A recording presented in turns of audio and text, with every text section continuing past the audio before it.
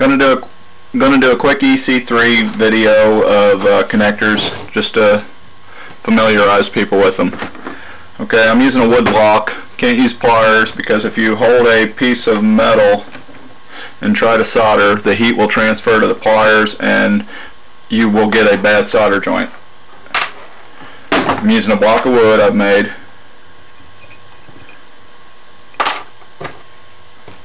First we're going to tin the wire.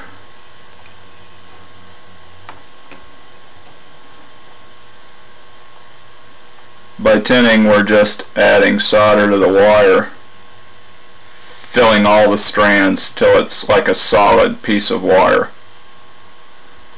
You can maybe see some of the smoke rising. That's the flux core solder I'm using. It has a flux inside the solder there, so we supposedly hopefully get a cleaner joint. Touch that up a little bit better. Had a little glob on there.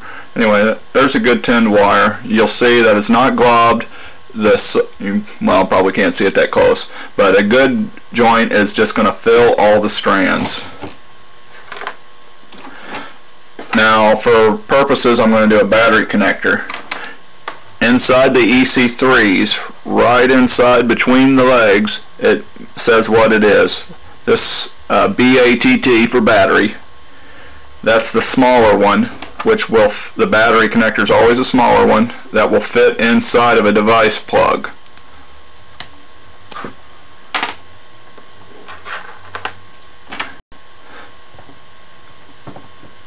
Oh, and we also always use the female ends for the battery. So what I'll do now is I'm going to apply the soldering iron to the connector. I'm going to push the solder into the cup.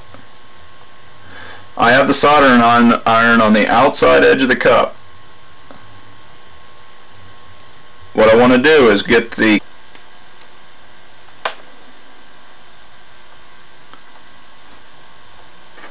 Okay, the solder's starting to boil here in the cup. Not really boil, just starting to flow.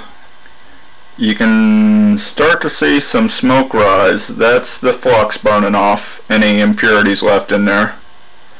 Now we have the tinned wire. Now we have a tinned cup. All we have to do is insert the wire.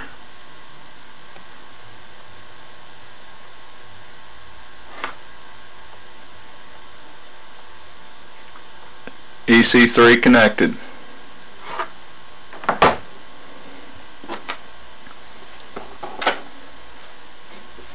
Still a little warm.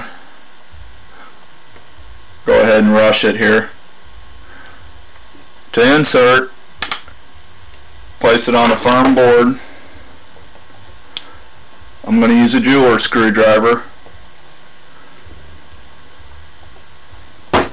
and snapped it in place. That's not coming out. It's not coming loose. There's solder on solder. There's a lot of solder there. This is supposedly what E-Flight says is 60 amp.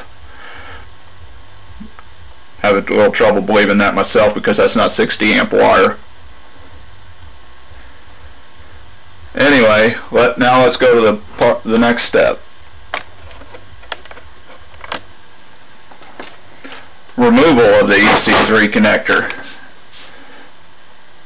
I have a tiny screw, only because right now I can't find what I usually use is a little nut for the male connectors. You place right inside the edge. The screw works great for the female. Slide it in there.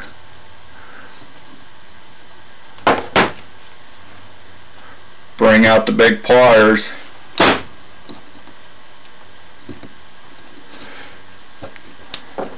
And just